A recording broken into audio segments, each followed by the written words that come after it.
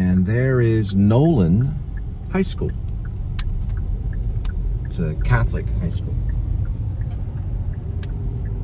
I apply to teach there. But I'm not a priest.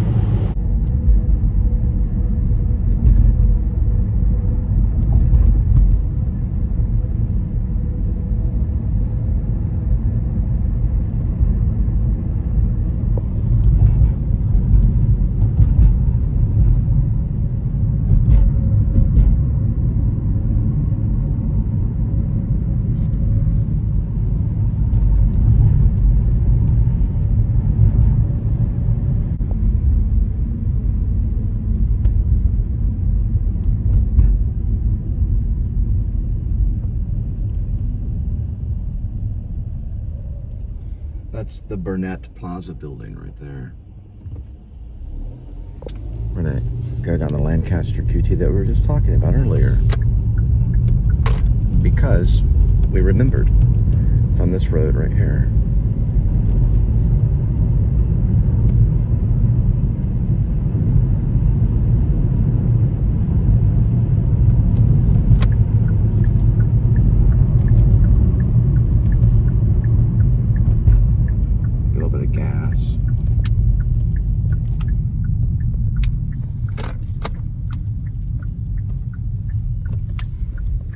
Outside look at the Masonic.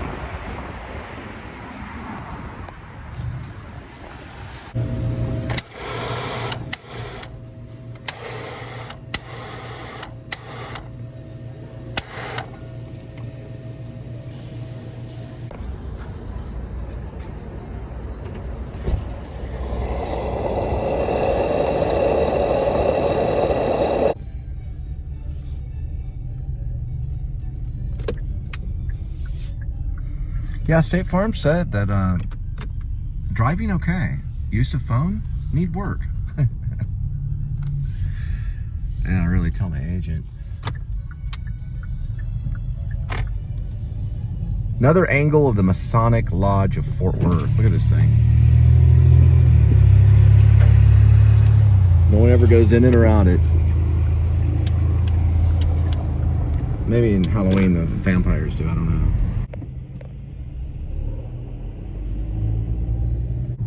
I was gonna say, that's right, people. We're in Texas, Fort Worth, Texas. West 7th Street Bridge, coming on up. Purple on the left side over here. Green on the right. I guess kind of a TCU Christmas. Also filmed a little short film called, what's it called? The Way of Man. We filmed it right there. It's also part of a series. Well, it was 3 shorts and a feature. And the 3 shorts are in the feature, or at least some of them are. I think one of them, From Now Until Morning, is the short that's in the feature too. Recommend to go see it, if you can find it. I think it says it's directed by Ash Cole. That's my pen name. It's the only time I've ever done that. But the actor, Cole Spivey, plays Ash Cole. I guess it was halfway Cassavetes of me, if you want to say that. And then there's Montgomery Plaza. In 1949, floodwaters came out of the Trinity River behind us and flooded the Montgomery Plaza up to the 2nd floor. They had boats out here in 1949. No lie. And Velvet Taco's open late. Really late, according to the sign.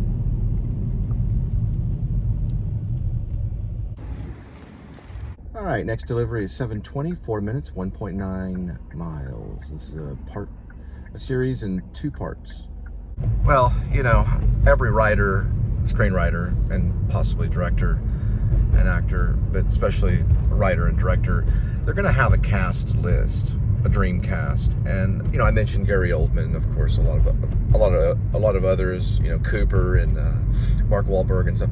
But Bob Balaban, and of course Wallace Shawn, we'll get to that later. But Bob Balaban, very talented, serious actor. You know, I just love, I love how Bob Balaban is. It's like he just completely lets go, and he's very serious about what he does. And I love that kind of, you know, and Christoper Guest, just such a genius.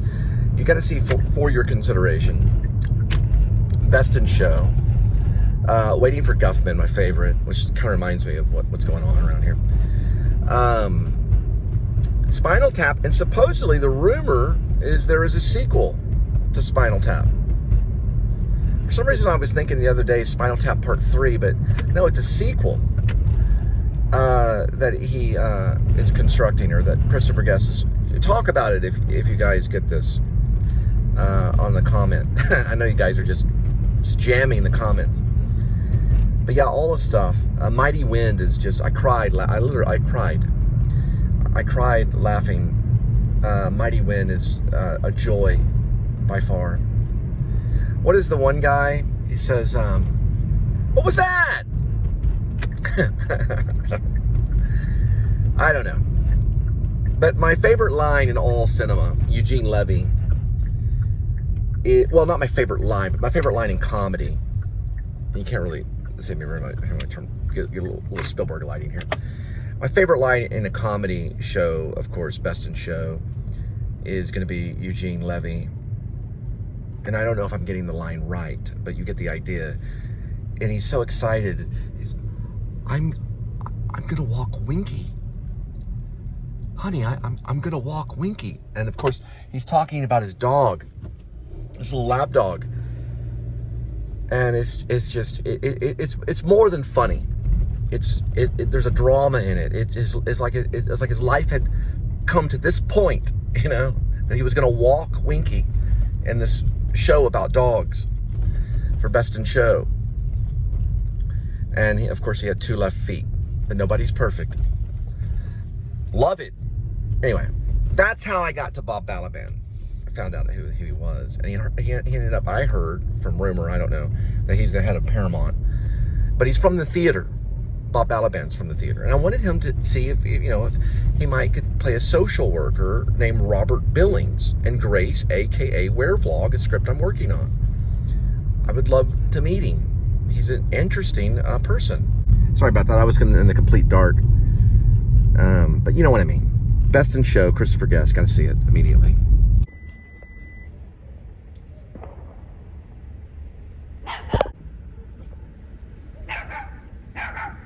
Two little cute ones right there.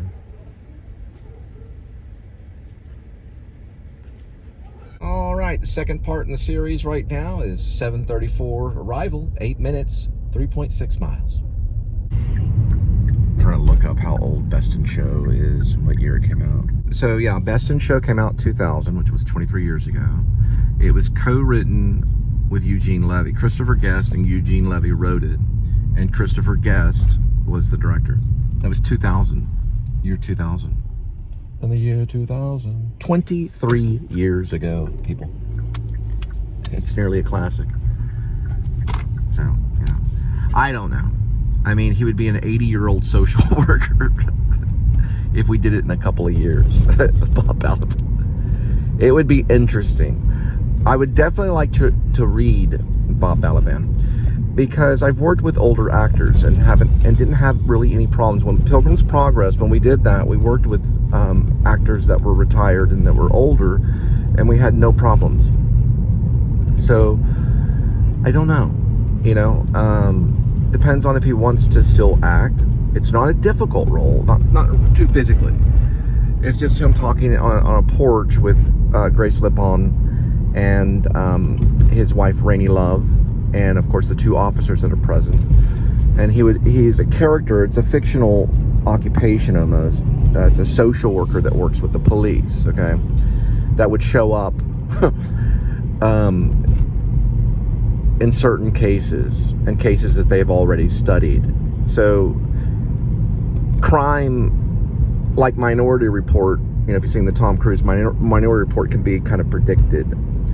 And these two vloggers show up in town, and they probably already know something may go wrong. So they're kind of, in a way, in the movie, it's almost predicted. So they've shown up, they've dealt with the issue, they knew there'd be some kind of problem, and the problem was that Gerald Ullman III and John Blacksmith talked Mark, the Uber driver, into ramming into the gate of Grace Lippon's ranch. And they drive down this long driveway and accidentally run the car into the front of the house and claim mechanical failure, which it could have been. But the Bob Balaban character is there to show up to kind of supervise what the officers are doing. And he basically is kind of like getting Grace Lippon to sign to make an agreement, I guess to say that it was mechanical failure or something to that nature, to protect the other two. It's almost like a trial kind of thing, almost, that happens on their front porch. It's very fiction, but it's kind of me, you know, it's like all the stuff that's going on that you see on YouTube and all this stuff, you know, the donut operator and all. It's kind of a response to all the horror that we see in law enforcement. But this is like, he's like almost supervisor. He's almost a social worker that's working and kind of defending Gerald Ullman III and John Blacksmith, even though that they're yelling at Grace Lippon and accusing him of being a werewolf right there in front of him. He's a peacemaker, exactly. Bob Balaban's character would be like a peacemaker. Bob Balaban has a very calm voice. It's a very calm, controlled voice, and that's why I thought of him when I wrote Robert Billings' character and put that scene together. Now, I also mentioned something about Will Ferrell too, maybe one of the officers. I don't know, you know, I don't know. But it's an interesting scene, and I will, you know, it's one of the ones I feel more confident about. So, I don't know. Like I said, you know, I don't even know if I could get him into a reading, but it would be interesting to have him read and be like, okay, we might can pull this off, you know. Listen, I saw Marcel basically almost like a, you know, on stage at Hunter's College in his 70s. You know, I think he died in his 90s. And he was doing stuff that other mimes couldn't even possibly, other mimes could not possibly even do at the age of 70, okay? So that's, you know, we don't know. It's not a mime, he's not doing a pantomime. Where are we going? All right, sorry about that, Bob. I know that I was thinking of Millie Bobby Brown the other day, and I dropped my keys and the chicken. Dropped the chicken off of a little staircase. Sorry. I'm only being honest. But anyway, don't ask me where all this comes from. I don't know the whole werewolf thing. What in the world is this? Okay, he's very good with location. Thank you, Bob, for this. He texted me just earlier about... No, I'm joking. This is all done by the GPS. Yeah, we're on our way. We're this way right here. We're dropping off some more food from a restaurant. Clearly see there's a full moon out tonight.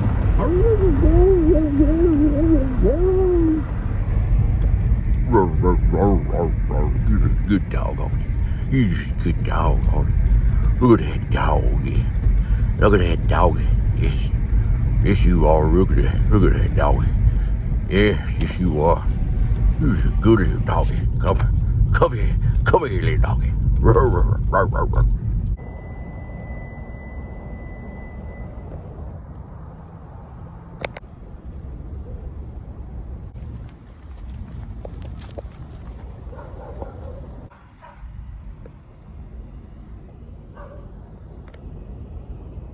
So you probably think, you know, that I'm joking around. It's, you know, like for the show. No, I'm serious. The whole, you know, but you know, I don't know. You know, we don't know. Actors can act in their 80s. So, of course, you know, if the show lifts off in a year, he'll be 79. I think maybe he might do it. And then I do have another project that I thought about Bob Balaban would be great in, which takes place in World War II. I believe in France. I'd have to go back and look at my notes. And it takes place with a jeweler, and he's also an actor that helps a boy escape. Let me get this bridge real quick. Occupation of the Nazis. And that one was called Paul and the Boy and the Jew Hunter, which was something I guess maybe films like Schindler's List kind of inspired me. A film about a jeweler. My dad was actually a jeweler. My dad was a jeweler. We come from, on my father's side, English descent. But I have to see on my notes where I said it. So these are notes that I took months ago when I first came up with the idea. And so he's a jeweler. He's also into photography. The character is also an older actor. He's an older gentleman, and he helps his boy with his papers to get the boys out of the occupied Nazi area. I believe in France. I'd have to look though. But he gets them out, and the boy escapes. But he has to go. He gets finally caught by the Jew hunter, and I believe taken to Auschwitz. And it ends with him walking towards Auschwitz, the gates of Auschwitz. And then he looks up and he sees the B-52s flying over. And there's a line of something like, "Those are not German planes. Most likely those are the Americans." And they're not going, you know, I mean, they're headed, you know, towards pretty much like Germany, you know, that kind of thing, where he knows that they're being liberated, but yet he's standing in front of the gates to be let in to the concentration camp. So it's a dark ending, but there's a moment, you know, of hope that you see on his face. And I don't know, I thought if Bob Balaban or a character like that, a person like that, to play something like that, a role like that. But it's something I have not written. I do not plan to write it anytime soon, that piece. I don't plan to write that one until I'm very much mature as a writer, where I feel very confident in what I'm doing. It would probably be towards the end of my career. I would probably write something like that. That's a very difficult thing. It would require language translation. It would require a lot of work. So I would wait on that one. But it's an idea. I have a lot of ideas I tuck into files and stuff. That I keep ideas there brewing over time. And then ideas will come in, and I'll add sometimes to those ideas if something brilliant comes, like a name or a place or something like that, you know. I just wanted to share that with you guys anyway. So I've been doing this since 1992. So we're looking at 2002, so more than 30 years off and on writing screenplays. Samuel's Avenue.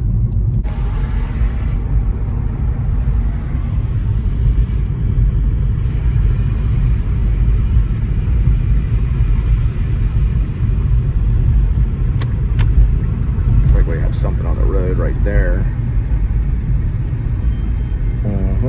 Close that. Go to hazard and go to on road. And we got object.